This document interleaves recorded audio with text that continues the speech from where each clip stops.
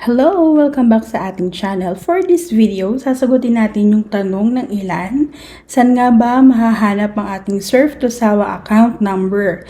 Easy lang ito. Ano po? All we have to do is pumunta lang po tayo dun sa ating messages, sa ating cellphone, and then hanapin natin yung Surf to Sawa. And there you go. Makikita na po natin doon ang ating account number. So, kagaya nito sa akin, nagpa-install po ako ng October 16 ng 5 PM and na-activate siya ng 9 PM. Congratulations! Activated na ang iyong Surf to Sawa prepaid account.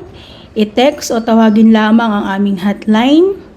Para mag-reload, gamitin lang ang inyong Surf to Sawa account number. Ito yung sa akin. Nagsisimula po siya sa 63. And then 12 digits po siya. Ganyan lang po kadali.